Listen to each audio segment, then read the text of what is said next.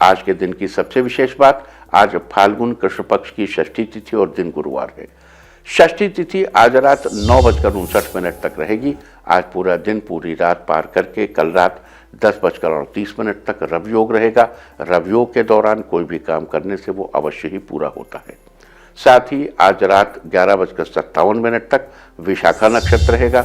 विशाखा का अर्थ होता है विभाजित या एक से अधिक शाखाओं वाला। विवाह आदि के समय सजाए गए घर के द्वार को विशाखा नक्षत्र का प्रतीक चिन्ह माना जाता है। इस नक्षत्र को समृद्धि, शक्ति, सुंदरता, उपलब्धियों और खुशियों के साथ भी जोड़कर देखा जाता है। विशाखा नक्षत्र का पेड़ विकंकत है, लिहाजा आज विकंकत के पेड़ की उपासना करने से धन लाभ, संतान की प्राप्ति और व्यापार में तरक्की जैसे शुभ फल प्राप्त होंगे। इसके अलावा आज रात 9:59 से लेकर कल सुबह 8:57 तक स्वर्गलोक की भद्रा रहेगी, लेकिन ये पृथ्वीलोक पर निष्प्रभावी है। स्वर्गलोक की भद्रा का पृथ्वीलोक पर कोई प्रभाव नहीं पड़ेगा। तो ये थी चर्चा आज रवि योग, विशाखा नक्षत्र और भद्रा की। और अब बात करते हैं आज सूर्यदेव के पूरा भाद्रपद नक्षत्र में प्रवेश की।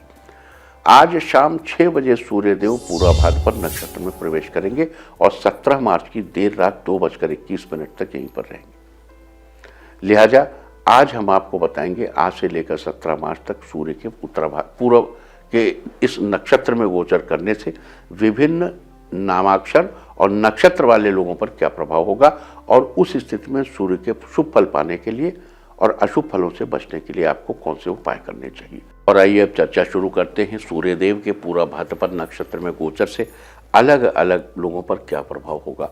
तो जिन लोगों का जन्म पूरा भाद्रपद, उत्तरा भाद्रपद या रेवती नक्षत्र में हुआ हो या जिनका नाम सादा या चा अक्षर से होता हो, उन लोगों को 17 मार्च तक आग और बिजली से संबंधित चीज़ों के साथ संभल कर काम करना चाहिए। साथ ही अगर इस दौरान कोई नया घर बनाने की सोच रहे हैं तो 17 मार्च तक के लिए योजना टाल देनी चाहिए। सूर्यदेव की अशुभ स्थिति से बचने और शुभ फलों की प्राप्ति के लिए, सूर्यदेव की अशुभ स्थिति से बचने और शुभ फलों की प्राप्ति के लिए 17 मार्च तक धार्मिक कार्यों में अपना सहयोग देते रहिए। और अब जिनका जन्म अश्विनी, भरणी या कृतिका या रोहिणी नक्षत्र में हुआ हो या जिनके नाम का पहला अक्षर चा, ला, ई, उ, ए या वाह हो, 17 मार्च तक के लिए उन लोगों को जीवन की गति थोड़ी सी कुछ स्लो महसूस होगी। आपके कामों में कुछ समय के लिए रुकावट सी महसूस हो सकती है। इस दौरान इस स्थिति से बचने के लिए चिड़ियों को बाजरा खिलाइए। और अब बात करते हैं अगले 4 नक्षत्रों की। जिनका जन्म मृगशिरा, आर्द्रा, पुनर्वसु या पुष्य नक्षत्र में हुआ हो, जिनके नाम का पहला अक्षर वा, का, घा, हा या डा हो, 17 मार्च तक उन लोगों के कामों में, जीवन में स्थिरता की वृद्धि होगी, स्थिरता बनेगी। साथ ही आपके करियर में किसी तरह का उतार चढ़ाव नहीं होगा, जो जैसा है वैसा ही रहेगा। अतः 17 मार्च तक सूर्यदेव की शुभ स्थिति सुनिश्चित करने के लिए बंदर को कुछ खाने के लिए दीजिए। जिन लोगों का जन्म आश्लेषा, मघा या पूरा फाल्गुनी नक्षत्र में हुआ हो और जिनका नाम डा, मा या टा अक्षर से शुरू होता हो, उन लोगों को 17 मार्च तक लक्ष्मी की प्राप्ति होती रहेगी। और अगर आपके ऊपर अगले 14 दिनों में माँ लक्ष्मी की अपार कृपा बरसने वाली जो है तो उसकी आपको प्राप्ति होती है, आपकी धन संपत्ति में वृद्धि होती है, तो अगले 14 दिनों तक माता की उस कृपा को अगर को सुनिश्चित में बदलने के लिए, यानी 17 मार्च तक अपने ऊपर माँ लक्ष्मी की कृपा को बनाए रखने के लिए काली गाय की सेवा करें, निश्चित लाभ होगा। और अब बात करेंगे अगले 4 नक्षत्रों की। जिनका जन्म उत्तरा फाल्गुनी, हस्त, चित्रा या स्वाति नक्षत्र में हुआ हो, जिनका नाम टा, पा, रा या ता अक्षर से शुरू होता हो, उन लोगों को 17 मार्च तक जीवन में कई तरह के लाभ के अवसर प्राप्त होंगे। आपको अपने सभी काम में फायदा ही फायदा मिलेगा। अतः 17 मार्च तक अपनी बेहतरी के लिए और लाभ सुनिश्चित करने के लिए बड़े भाई के कामों में सहयोग दें। और जिनका जन्म विशाखा, अनुराधा या ज्येष्ठा नक्षत्र में हुआ हो, जिनका नाम ता या ना अक्षर से शुरू होता हो, उनके घर के मुखिया को 17 मार्च तक कुछ परेशानी हो सकती है। इस दौरान घर के मुखिया को अपनी सेहत के प्रति थोड़ा सावधान रहना चाहिए। और साथ ही सूर्यदेव की अशुभ स्थिति से बचने और शुभ फल सुनिश्चित करने के लिए सफ़ेद या शरबती रंग की टोपी या पगड़ी से अपना सिर ढककर रखना चाहिए। जिन लोगों का जन्म मूल, पूर्वाषाढ़ा, उत्तराषाढ़ा या श्रवण नक्षत्र में हुआ, मूल, पूर्वाषाढ़ा, उत्तराषाढ़ा या श्रवण या जिनके नाम का अक्षर या, भा, धा, फा, जा या खा हो, उन लोगों को 17 मार्च तक आर्थिक मामलों में कुछ सावधानी बरतने की जरूरत है। इस दौरान आपको आर्थिक रूप से किसी समस्या का सामना करना पड़ सकता है। लिहाजा सूर्यदेव के अशुभ फलों से बचने के लिए, शुभ फल सुनिश्चित करने के लिए रात को अपने सिरहाने 5 बादाम रखकर सोएं। अगले दिन सुबह उठकर बादाम को किसी मंदिर में दान कर दें। और अब चर्चा करते हैं आखिरी 2 नक्षत्रों की, जिन लोगों का जन्म धनिष्ठा या शतभिषा नक्षत्र में हुआ हो और जिनके नाम का पहला अक्षर गा या सा हो। उन लोगों को 17 मार्च तक अपनी सेहत के प्रति सावधान रहना चाहिए। इस दौरान आपको कोई रोग या भय हो सकता है।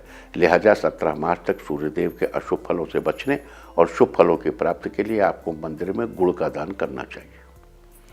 तो ये सारी चर्चा थी आज सूर्य के पूर्व भाद्रपद नक्षत्र में प्रवेश करने के बारे में। और अब चर्चा कर लेते हैं आज विशाखा नक्षत्र के दौरान किए जाने वाले उपायों की। अगर आप सेना में हैं, पुलिस में हैं या इस तरह के किसी दूसरे डिपार्टमेंट में हैं और अपने काम में विशेष उपलब्धियां हासिल करना चाहते हैं तो आज विकंकत के पेड़ की पूजा करें। साथ ही उसके पास सरसों के तेल का दीपक जलाएं।